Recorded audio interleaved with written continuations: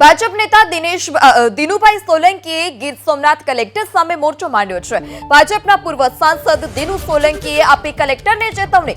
દિનુભાઈ સોલંકીએ ગીર સોમનાથ કલેક્ટરને ભ્રષ્ટાચારી ગણાવ્યા। અનેક મુદ્દાઓ પર કલેક્ટરને હાઈકોર્ટમાં લઈ જવાની પણ ચીમકી ઉચ્ચારી છે। તો ભાજપ નેતા કે જેઓએ કલેક્ટર સામે મોરચો માંડ્યો છે, ગીર સોમનાથના કલેક્ટરને ભ્રષ્ટાચારી ગણાવ્યા। ભાજપના પૂર્વ સાંસદ પણ દિનુભાઈ સોલંકી રહી ચૂક્યા છે અને તેઓએ કલેક્ટરને ચેતવણી આપી। આ સોમનાથ ગીર સોમનાથ જિલ્લાના કલેક્ટર દિગ્વિજયસિંહ જાડેજા માટે અમે તપાસ માંગીએ છીએ।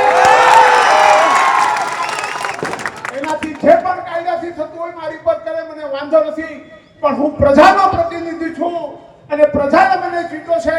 મારે ચોક્કસપણે કહેવું છે કે મારે મારા ઉપર પણ જોખમ લઈને જે કરવું પડે પ્રજા માટે હું કરીશ। કેમ કે મારી લડાઈ કોઈ સામાન્ય માણસ સાથે નથી। 5000 વર્ષ પહેલા આવ્યો તો મોહમ્મદ ગઝની, વિદેશથી આવ્યો તો સોમનાથને લૂંટવા માટે,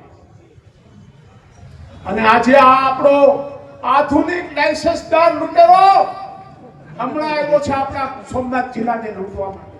એ લૂંટતા હું રોકવા માટેનું મારું સર્વસ્વ અર્પણ કરવું પડે તો હું કરી દેવાનો છું। આપ બધાને યોગ્ય લાગે તો મારા ભ્રષ્ટાચાર મુક્તિ આંદોલનમાં આપ બધા પણ જોડાજો। આવનારા દિવસોમાં હું સોમનાથ જિલ્લાને ભ્રષ્ટાચારમાંથી મુક્ત કરવા માટેનું એક આંદોલન ચલાવવાનો છું।